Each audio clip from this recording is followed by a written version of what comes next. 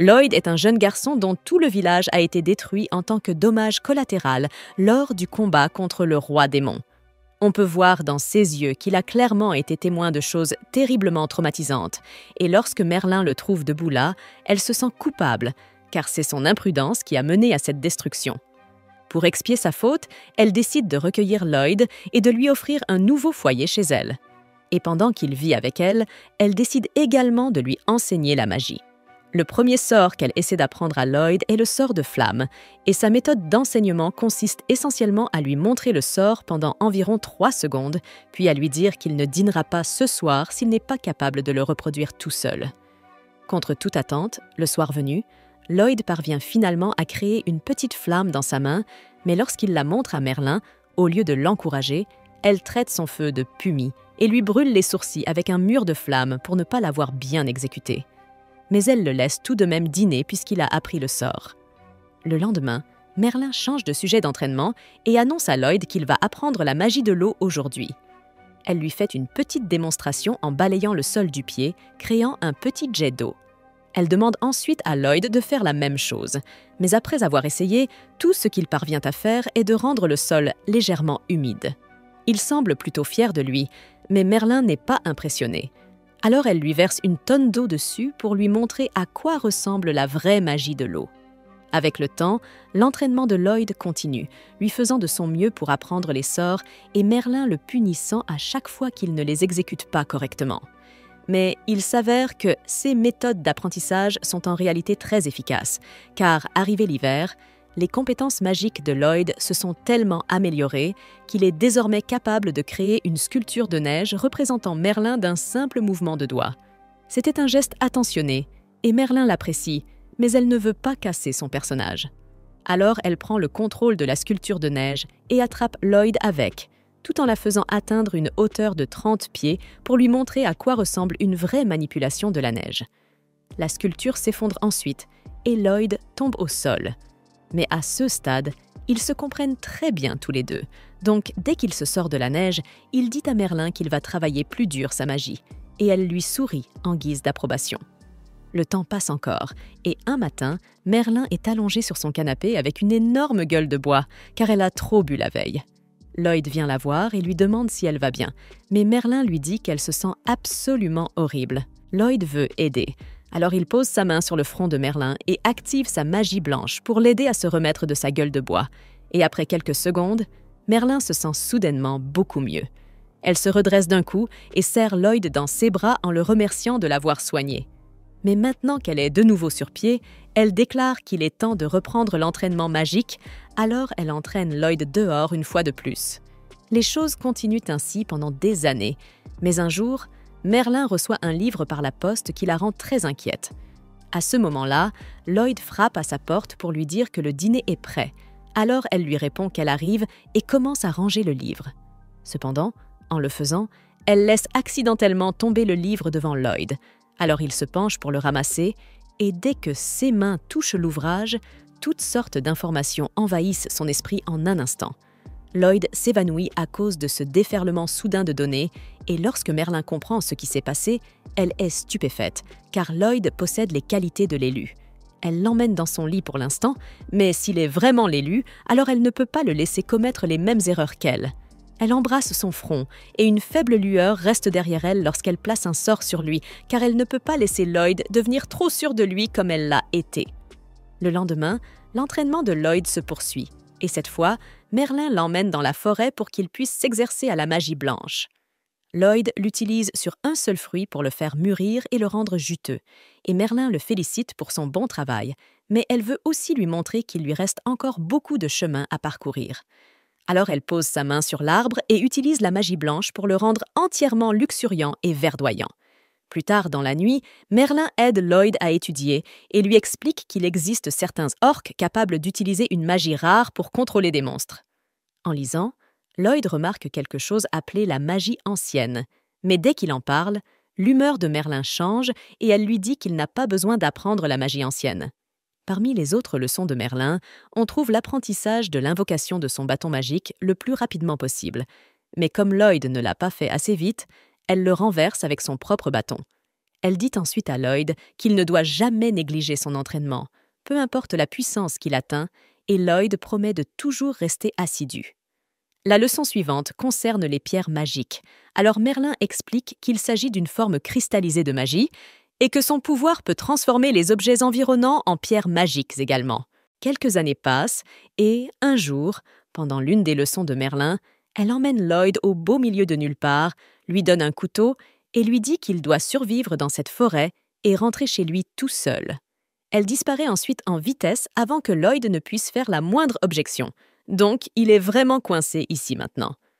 Et dès que Merlin est parti, un loup blanc entre dans son champ de vision et attaque immédiatement Lloyd. Lloyd court pour sauver sa vie et finit par grimper à un arbre pour se cacher du loup. Il ne pense pas que la magie d'un mage blanc comme lui suffira à vaincre un monstre de ce genre. Donc, sa seule option est de rentrer chez lui en évitant à tout prix les monstres. Cela dit, lorsqu'il utilise la magie pour analyser la zone afin de déterminer quelle direction prendre, il découvre qu'il est vraiment très loin de chez lui. Il n'a d'autre choix que de commencer à progresser lentement à travers la forêt, et lorsque la nuit tombe, il passe son temps à étudier ses sorts pour les améliorer autant que possible. Plusieurs jours passent ainsi, et à un moment donné, Lloyd marche accidentellement sur une brindille qui alerte une araignée géante de sa présence. Lloyd commence à paniquer et s'enfuit immédiatement dans la direction opposée, tout en utilisant un sort de célérité pour augmenter sa vitesse et distancer l'araignée. Il finit par réussir à rentrer chez lui sain et sauf, mais il s'effondre d'épuisement juste devant la porte, et lorsque Merlin le voit, elle est vraiment fière de lui pour être revenu par ses propres moyens. Encore quelques années passent, et un jour, alors que Lloyd est occupé à faire le ménage, il remarque un livre sur le bureau de Merlin qui parle d'une ville. Curieux, il lui demande s'il peut l'emprunter et elle lui dit qu'il peut le garder. À ce stade, Lloyd a pratiquement terminé son entraînement, donc il n'a plus à supporter les leçons constantes de Merlin. Mais maintenant, un jour sur deux, elle l'embarque pour l'aider à développer de nouveaux sorts, car le talent de Lloyd pour la création de magie est remarquable. Il est content qu'elle le traite désormais comme un égal, mais il n'a pas dormi de toute la semaine, car Merlin le fait veiller chaque nuit pour ses recherches magiques. Il commence à en avoir assez de cette pression constante, et il est toujours très curieux de savoir ce qu'est la vie en ville, alors il finit par prendre une décision radicale. Le lendemain matin, Merlin monte dans la chambre de Lloyd pour lui demander son aide sur de nouvelles recherches magiques, mais à sa grande surprise, il n'est nulle part. Et à en juger par le livre laissé sur son bureau, elle a une bonne idée de l'endroit où il est allé.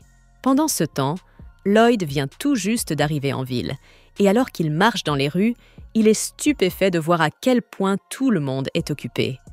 Comme c'est la toute première fois qu'il se rend en ville, il dépense tout son argent en achetant simplement un morceau de pain, et il se rend compte qu'il va devoir rapidement trouver un travail. Par chance, une affiche de recrutement d'aventuriers lui arrive droit au visage, alors Lloyd décide de s'inscrire pour le poste. Pendant ce temps, un homme mystérieux suit Lloyd, semblant plutôt intrigué par son choix. Lorsque Lloyd s'inscrit pour rejoindre le groupe d'aventuriers, il se rend avec sa nouvelle équipe au sommet du château pour affronter un gigantesque cyclope. Le chef du groupe, Alan, demande à la soigneuse, Sheena, de le soigner. Mais juste au moment où Sheena s'apprête à lancer son sort, Lloyd utilise sa magie de renforcement des statistiques perfectionnée, ce qui fait que tout le monde se sent en meilleure forme que jamais. Cependant, personne ne réalise que c'est Lloyd qui en est à l'origine, puisqu'il ne dit rien. Après le renforcement, l'archère tire une flèche dans l'œil du cyclope, puis Mike bloque un de ses coups de poing. Et elle est franchement surprise de voir à quel point c'était facile. Alan, quant à lui, ne remet pas en question cette soudaine augmentation de puissance et parvient à terrasser le cyclope en un seul coup, totalement convaincu qu'il y est parvenu par ses propres moyens. Mais la chevalière semble avoir remarqué que Lloyd a quelque chose à voir avec cette montée soudaine de puissance. Quoi qu'il en soit, maintenant que le cyclope a été éliminé, le groupe retourne en ville et Alan est acclamé comme un héros, car il paraît que le cyclope était si difficile à battre que personne d'autre en ville n'avait réussi à le vaincre. Comme on pouvait s'y attendre, la récompense pour avoir vaincu le cyclope est immense, Mais Alan ne donne à Lloyd que 5 pièces, en expliquant que la faible paie est due à son statut de simple aventurier de randée. Lloyd accepte l'argent sans se plaindre, mais lorsque Alan propose un toast pour célébrer la victoire du groupe, Lloyd s'excuse car il ne souhaite pas participer. La magicienne du groupe est vexée que Lloyd ne veuille pas boire avec eux, mais Alan lui dit que ce n'est pas grave, puisqu'ils peuvent toujours recruter un autre mage blanc, et que de toute façon, Lloyd n'a pas vraiment contribué à leur performance. Pendant ce temps, de retour chez Merlin, l'homme qui observait Lloyd plus tôt se présente, et Merlin lui demande s'il a des nouvelles de Lloyd. Will lui annonce que Lloyd est bien arrivé en ville et qu'il vient tout juste de rejoindre le groupe du héros, et Merlin est soulagé d'apprendre que Lloyd est en sécurité. Elle s'était dit qu'il était temps pour lui de partir à l'aventure et de découvrir le monde, tant qu'il ne devient pas arrogant comme elle l'a été lorsqu'elle était plus jeune. Elle pense qu'il ira bien. On lui demande si elle a encore des regrets concernant ce qui s'est passé ce jour-là, et les lèvres de Merlin se plissent dans un rictus de haine envers elle-même alors qu'elle se remémore son erreur. À l'époque, le Seigneur Démon était prêt à s'autodétruire pour s'emparer du livre magique, ce que Merlin n'avait pas su anticiper. En conséquence, un village entier a été anéanti, tuant instantanément tous ceux qui se trouvaient à proximité, y compris Merlin. Heureusement, son compagnon de groupe, Sibyl, a pu utiliser une puissante magie ancienne pour ramener à la vie toutes les personnes tuées par l'explosion du Seigneur Démon, mais cela lui a coûté la vie, et Merlin se reproche cette tragédie depuis ce jour. De retour aux aventures de Lloyd, il fait toujours partie du groupe du héros, et chaque fois qu'Alan ou les autres peinent au combat, il lance des sorts de renforcement pour faciliter leurs affrontements. Grâce à lui, ils ont un taux de victoire presque parfait, et tout le monde est toujours au sommet de sa forme, mais aucun d'eux ne se rend compte à quel point Lloyd porte toute l'équipe sur ses épaules. Plus tard dans la nuit, Rina lit des livres sur la défense quand Alan entre en titubant dans sa chambre pour voir ce qu'elle fait. Elle lui explique qu'elle est simplement curieuse, car les impacts des attaques de monstres sur son bouclier sont devenus beaucoup moins puissants ces derniers temps, et elle ne comprend pas pourquoi. Alan avoue qu'il se sent lui aussi beaucoup plus fort dernièrement, mais il suppose que c'est simplement dû à son talent naturel. Cependant, Rina lui rappelle qu'il ne s'est pas beaucoup entraîné récemment, donc il n'y a aucune raison logique pour qu'il soit soudainement devenu plus fort. Pendant ce temps, dans la forêt, cette nuit-là, un groupe de gardes termine sa ronde nocturne quand, tout à coup, l'un d'eux pousse un cri de douleur. L'autre lève les yeux et aperçoit un gigantesque golem qui se tient juste au-dessus de lui. Et à ce moment-là, il comprend qu'il va vraiment mourir, à cause d'un travail payé au salaire minimum.